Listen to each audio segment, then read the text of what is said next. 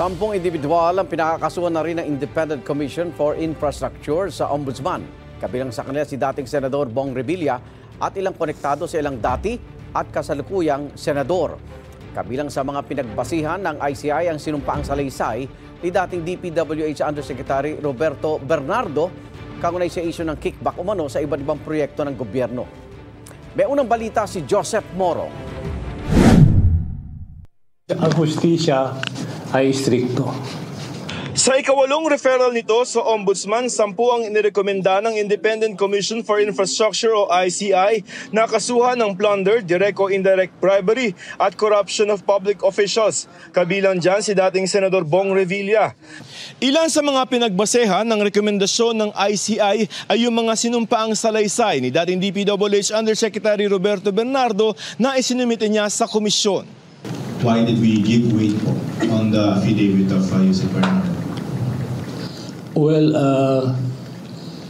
I see sincerity on his part.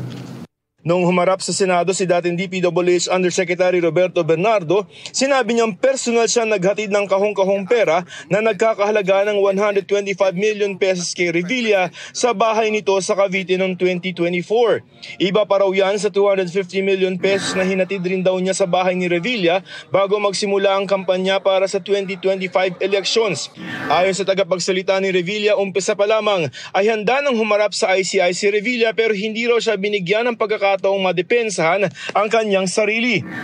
Ang mga nagdawit daw sa pangalan ni Revilla ay kasama sa mga bumuo at nagpatakbo ng sindikato na ani ay nakinabang sa bilyong-bilyong pisong pondo. Oras daw na mabigyan ng pagkakataon ng ombudsman na kahanda raw si Revilla na sagutin ang mga paratang.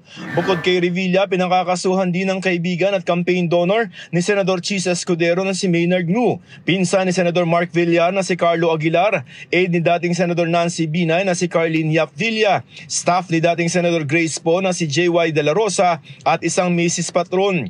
Gayon din ang mga opisyal ng DPWH na sina Jean Ryan Altea, Gerald Opulencia, Manny Bulusan at Ruel Umali.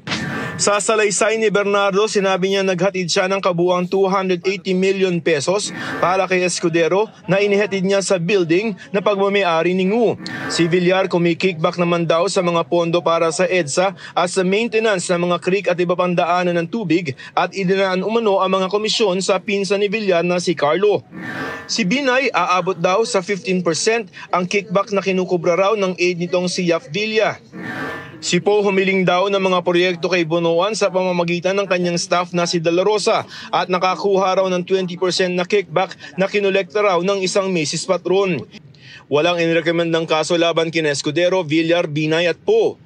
Pero pinaimbestigahan sila ng ICI sa Ombudsman para sa case build-up. Ayon kay Poe, ang rekomendasyon ng ICI na i-refer siya para sa investigasyon ng Ombudsman ay patunay na hindi sapat ang ebidensya para sampahan siya ng reklamo. Sinisikap pa namin makuha ang pahayag ni Escudero, Villar at Binay pero dati na nilang itinanggi ang mga paratang ni Bernardo. Sinisikap din namin makuha ang panig ng iba pang nabanggit sa ICI referral. Nagsumite naman ng dagdag na ebidensya ang ICI sa Ombudsman laban kina dating ako Bicol Representative Saldico, dating DPWH Secretary Manuel Bonoan, dating DPWH Undersecretary Catalina Cabral, Bernardo, COA Commissioner Mario Lipana, mga dating DPWH engineer na sina Henry Alcantara, Bryce Hernandez at JP Mendoza. Sinisikap din namin makuha ang kanilang panig. Ito ang unang balita, Joseph Morong para sa GMA Integrated News.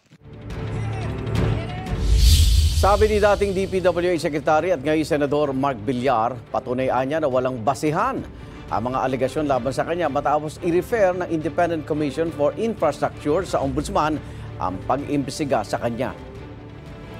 Bukas at handa raw siyang makipagtulungan sa investigasyon para daw lumabas ang katotohanan at matiyak na mapanagot ang mga anyay totoong accountable.